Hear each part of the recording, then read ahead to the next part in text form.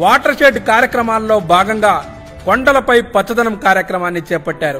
ప్రకాశం జిల్లాలో 15 బ్లాకులలో 475 హెక్టార్ల విస్తీర్ణంలో కొండలపై పచ్చదనం పెంపుదల లక్ష్యంగా నిర్ణయించి ఇప్పటి వరకు 420 హెక్టార్లలో సీతాఫలం, కానుగ, వేప, నారవేప, టేకు, చింత, తురాయి, నేరేడు వంటి మొక్కలను నాటారు. దీనితో పాటుగా సీతాఫలం, కానుగ విత్తనాలను కూడా నాటడం జరిగింది. మొక్కలకు తేమ శాతం కోసం మరియు ఎత్తైన భాగాలలో నీటి నిల్వ కొరకు కొండ ఎగువ నుండి దిగువకు వాలుకు అడ్డంగా ఖండిత కందకాల నిర్మాణం చేపట్టడం జరిగింది.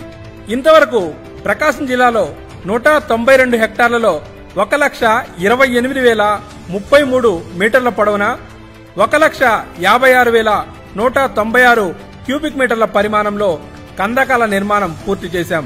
సమగ్ర నీటి పరివాహక ప్రాంత అభివృద్ధి కొరకు రిడ్జ్ టు వ్యాలీ వరకు కట్టడాల నిర్మాణాలు ప్రణాళికాబద్ధంగా చేపట్టడం జరుగుతున్నది. ఇందులో మంచి ఫలితాలు సాధించిన